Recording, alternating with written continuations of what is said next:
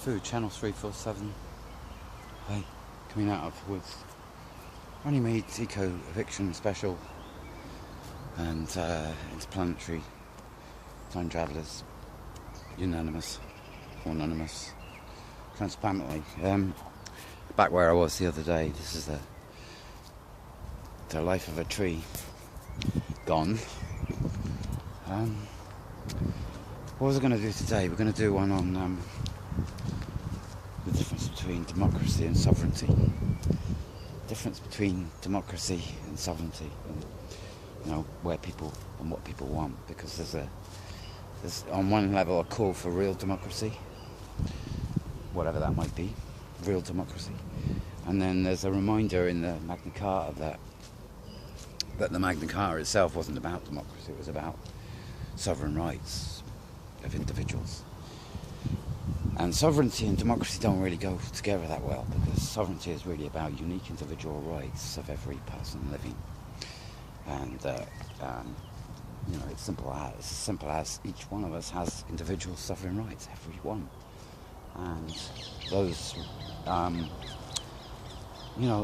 the key wording is more or less, don't harm anyone else as you would harm yourself. It's as simple as. And one of the reasons, I think we're here in an eco village, just trying to establish, a different way of doing things. One of the reasons is because sovereign rights have really been forgotten in democracy itself. Along came the parliamentarians. Who are the parliamentarians? Well, they're the landowners. Actually, they're the ones who started. The lords and the landowners. They started Parliament. What to do? To do what? Because what were they fighting for? I think some of them, at some point, the Magna Carta, the first issue of it, might have had something in it which had been written by,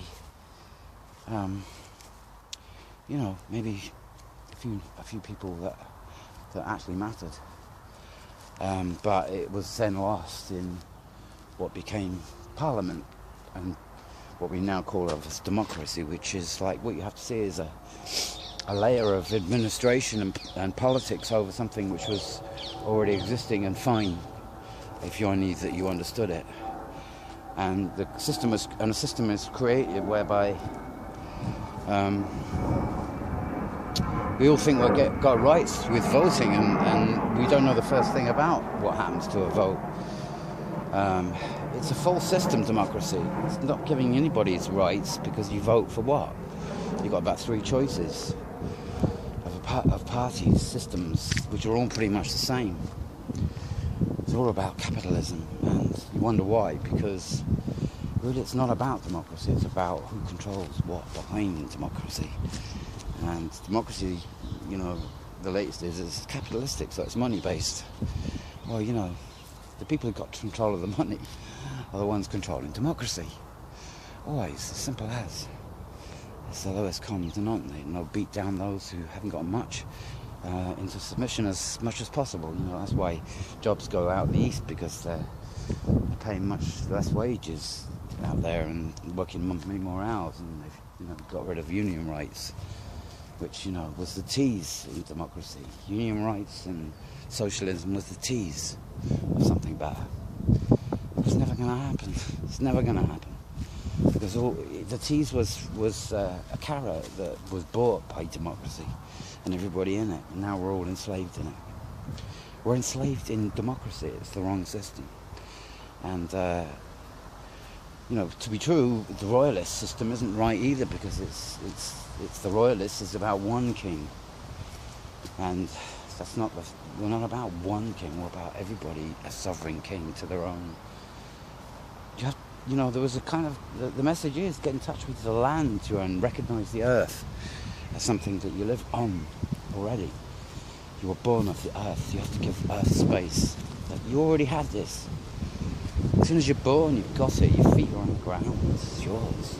You deserve a life. The system doesn't recognise that. It kind of does it money only. It's like land-based, the laws, and how much land have you got? Well, even though they're hidden, the Queen owns most of the land in the world. She's the #1 landowner everywhere, the whole world. How did that work out? She's even kind of, owns the most land in the world. Doesn't have anything to do with anything anymore because she's dropped out of politics. What a double-edged sandwich that one is. Anyway, I'm going to go because it was just the one on democracy and sovereign rights today. Because really, we're not fighting for democracy. Democracy was never true, and it can't be true. It's incompatible with sovereignty. Because with sovereignty, each one has individual sovereign rights over every issue that comes up. And you can only do that at a very local basis with those you know. That's why, politics needs to be local. It needs to be local. That's, the Conservatives try and ban this one around, but in the system they've got, it doesn't work because it's working to a system which is corrupt. They can do local, but it's not true local. It doesn't go any further than local. Everything's local. That's what sovereign rights are. But it's been overridden by that machine that comes in on the back.